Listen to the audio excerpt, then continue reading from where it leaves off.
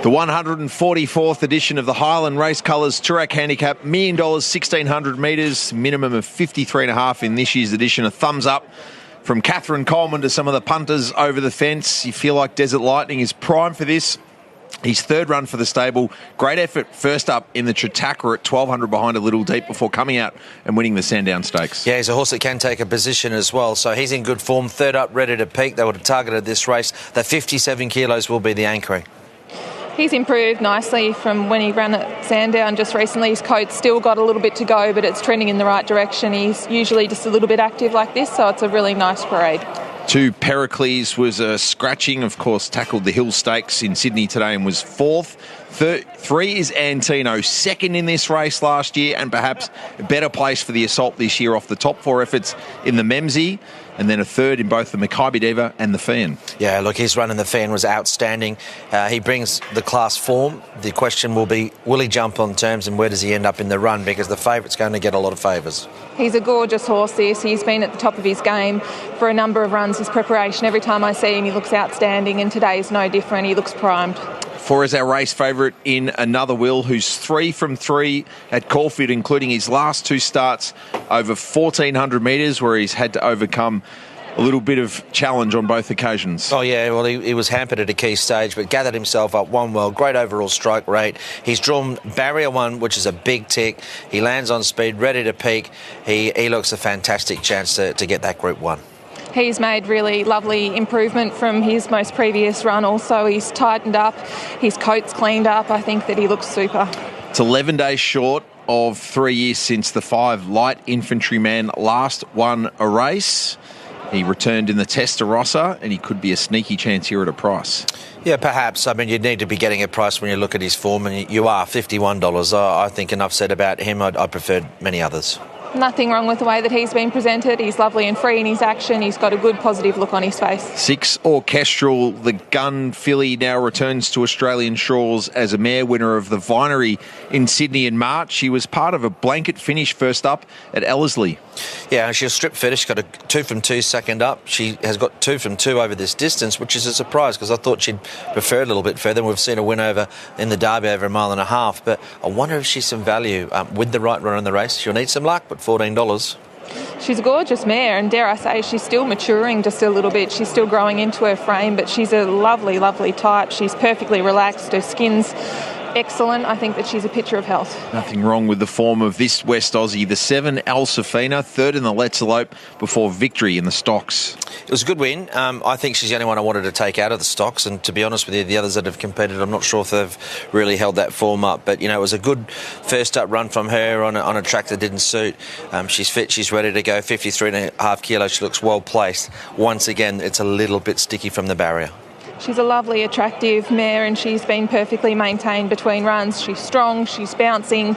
The team have got her here well. 20 mares have won the Toorak, more joyous the last in 2010. 8 is Bankmore, 4th in the Sandown Stakes. He needs to improve. He's trending towards 600 days since he's managed to win, and I don't know, you know, on his form in the last 6 months, none of those runs would be good enough to win here, but, you know, he's a horse that can land on pace, and he'll do that from an inside draw.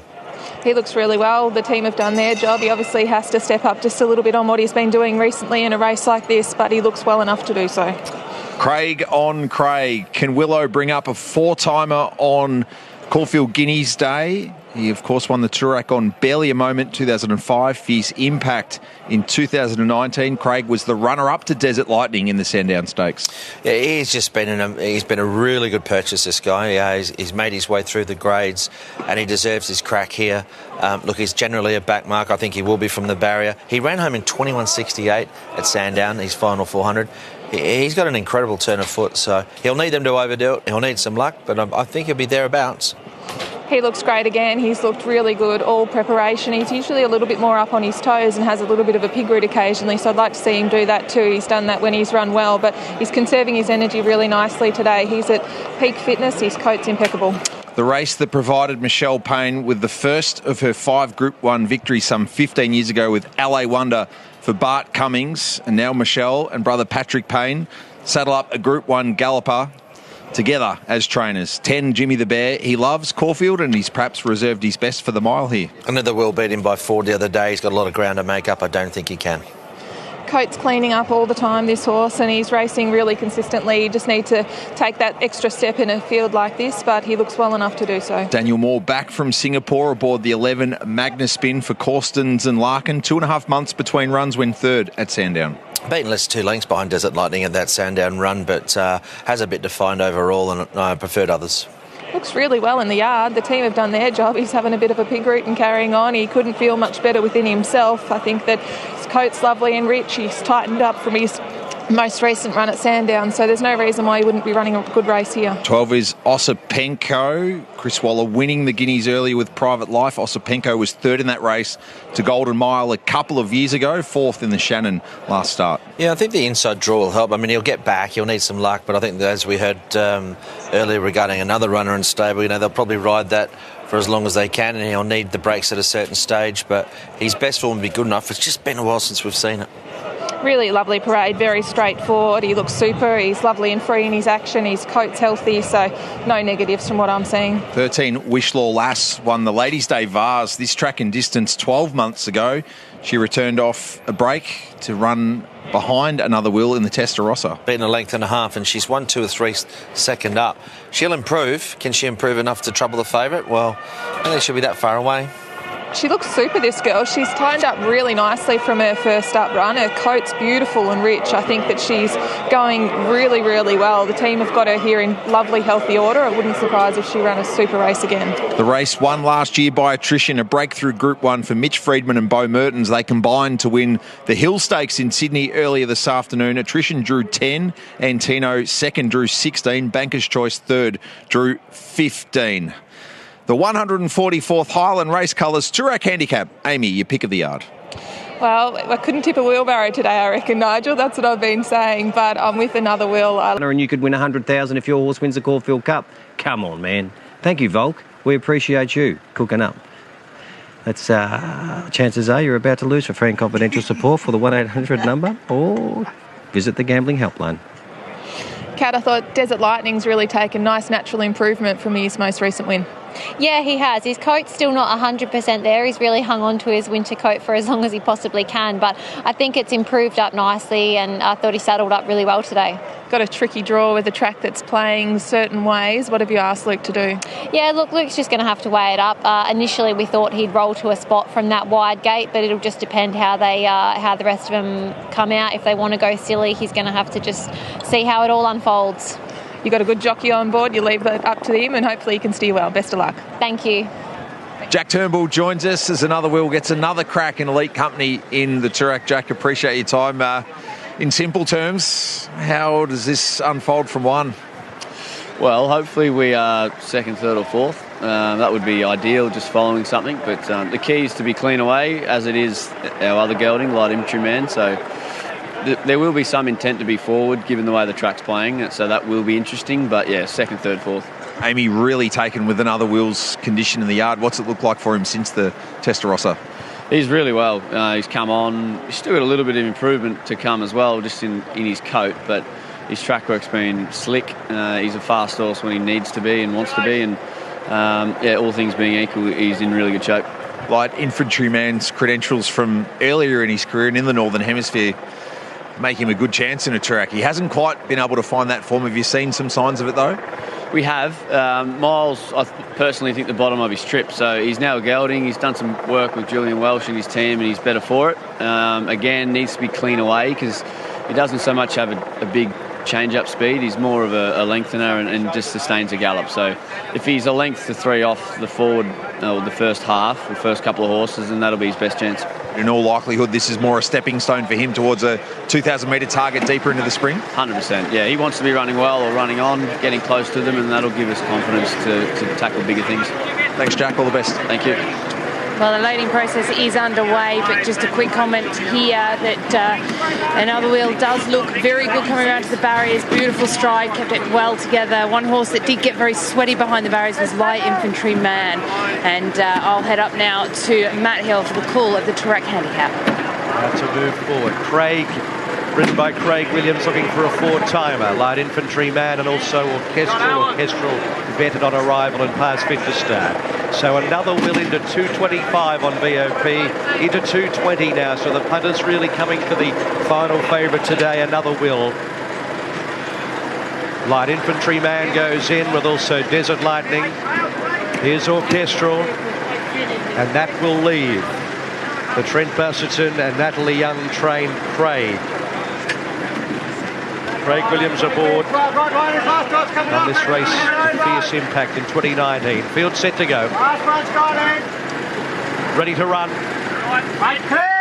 Favourite drawn barrier 1, and they're racing. Orchestral away only fairly, and Antino goes back to last. Preceded there by Craig. Another will is the initial leader with Magnus Spin.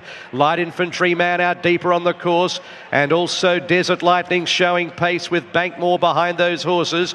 Ozopenko next on the rails with also Wishlaw Lass, a gap Jimmy the Bear, followed by El Safina, Orchestral, Craig, and Antino is at the tail of the field. Surging up around the outside, Bankmore is going to shade another will on the top corner at the 1,000, followed by Magnus Spin and Wishlaw Lass. Further back is Desert Lightning, a length Ozopenko. Light Infantryman is posted. It's 3 wide midfield from Jimmy the Bear. A couple of lengths El Safina, followed by Orchestral, and then came Craig, and Antino's getting mobile now from the back of the field. 700 metres to go. It's Bankmore on the outside of another will, and they are striding together. 600 metres to go by a length and a half. Magnus Spin, Wishlaw Lass. Here's Antino with a lightning move from last. Whips up around the outside now and goes to the front. So it's Antino with Blake Shin. Daring tactics at the 400. Shows at the whip and went for home. 3 lengths in front of another will, followed by Desert Lightning, Magnus Spin, and behind those El Safina. Antino, every poster winner at the 200 metres. 5 lengths in front of Desert Lightning, El Safina, followed by Craig. But it's all Antino. Blake Shin, take a bow from last to first, has bolted in. Demolished them. Antino, 6 lengths. Craig, El Safina, then Desert Lightning. Behind those horses, Ozopenko and Orchestral from another will. They were followed further back in the field by Wishlaw Lass and Magnus Spin. Then came Ozopenko well back with Light Infantryman, Bankmore, and Jimmy the Bear at the end of the field. Fortune favours the brave, and Blake Shin was the bravest without doubt in the 144th Toorak. He grabbed that race by the scruff of the... And last year's runner-up effort behind attrition is in the rearview mirror, as is all of this year's field. A one-act affair, 3, 9, 7, 1 year numbers in the Toorak. Tony Gollan has always believed Antino was a Group 1 galloper, and now that has crystallised in the most emphatic fashion. And Blake Shin, who's got quite the capacity to judge pace or get horses also to settle close to the speed, well, that was just masterful, riding to the conditions and the quality of his galloper. They've run 135.24. Blake Shin, absolutely outstanding on Antino in the Toorak, is with Charlotte. I think you're pretty happy, aren't you? Absolutely, Charlotte. Just really delighted to get the win on Antino today. He's been knocking on the door to get that Group 1, and we were hoping today would be the day. And you know, we just trusted the horse. He stepped a bit slow, but I just rode him conservative and brought him into the race when I felt the speed was slackening a bit, and God, he was strong to the line. So I'm just so happy for G2, his owner, Tony, Bailey, who's down here with the horse, Boomer. There's a lot of people to thank, and also the people that are helping me to achieve this result today, but all credit goes to the horse. Couldn't have done it without him. This is a horse that we've all had our eye on to win a Group 1 this whole time, and he's such an impressive animal, isn't he? And it's a surprise that he hasn't won it yet, and today to do it by 6 lengths, wow. Yeah, look, it's like I said, full credit to the horse. He's been running well against the top weight for age horses of our country in the lead-up runs to this, and I don't think there's a more deserving horse to win this race. And look, he trotted out beautifully to the gates, cantered around, and you know, he knows he's won today. He's really going to get a kick out of it, and hopefully, you know, I think we might be going to Hong Kong after today, so how good. How good. Well, we're wrapped for you. The crowd's wrapped for you. Go and enjoy this one because I know it means a lot. Much appreciated. Thank you. Well done. Yeah, well, there's your ride of the day. There's your ride of the day, Michael. The way he rode this horse, other people today should have been take a leaflet out of his book, but to do what he did and to have the confidence in your horse, he's not a horse that was second up. He was fit and he was at their target, their goal race today, but to see Blake Shin, he deserves Take a bow. It really was a fantastic. I don't know if he stepped that well, but he was back in a spot, and then he obviously had in his mind, well, if they back off, I'm going to have to get into the race. But he backed himself. He made that move down the side. He did. He's gone back. He didn't even worry about missing the kick when he did. The horse was actually at his normal when he did that. He let them all go.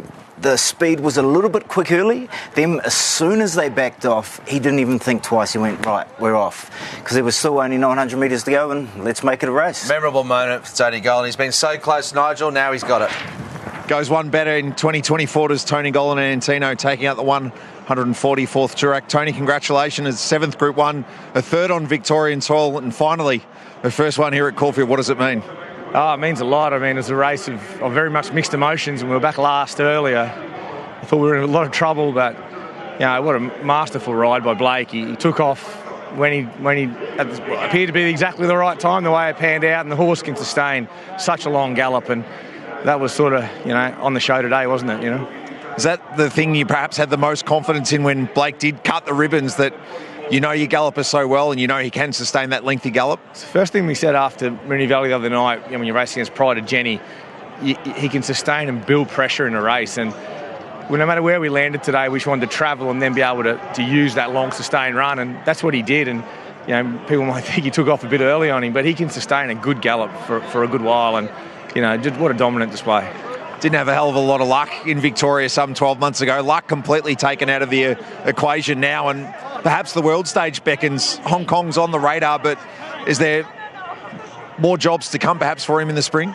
Yeah, look, this might change things now. I was maybe going to go to the Rupert Clark and then to Hong Kong, but I'll just play it by ear. We'll get home, we'll let the dust settle next week, and the horse is in the peak of his powers now. It's just a matter of holding him in that condition.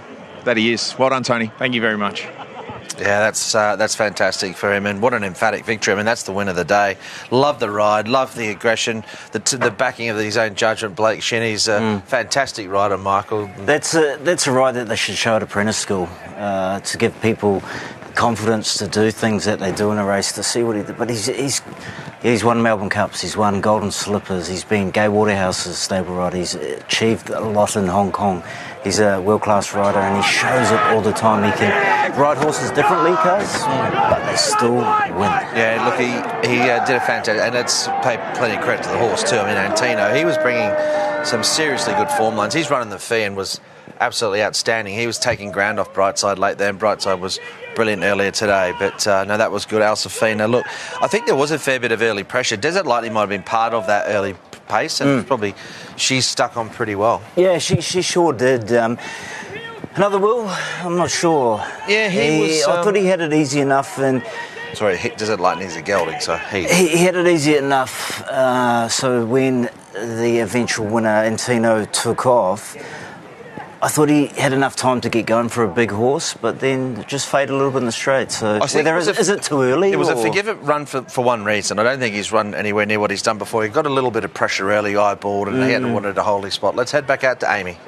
I've got a very excited Bailey here. Bailey, how does that feel? Your horse has just won a Group 1. That's unreal. And the way he done it, like he's deserved it. He's raced against the best two horses at weight for age at a mile, and he hasn't been far off them. He's improved with every run, and the weight drop today and the outstanding ride by Blake, it just all come together. And you ride him in work, and you're down here with him the whole time? Yeah, I've been down here with him for the 2 months so far, and just to see his progression as well, just throughout the time we've been here, he's just improved and improved, which he generally does throughout a prep, and look, it's just unreal. Yeah. You've done an outstanding job. You should be so proud of yourself. Thank you very much, Ta.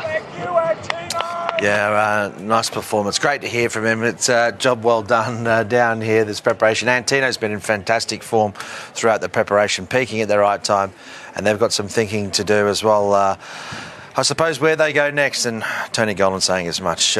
Anyway,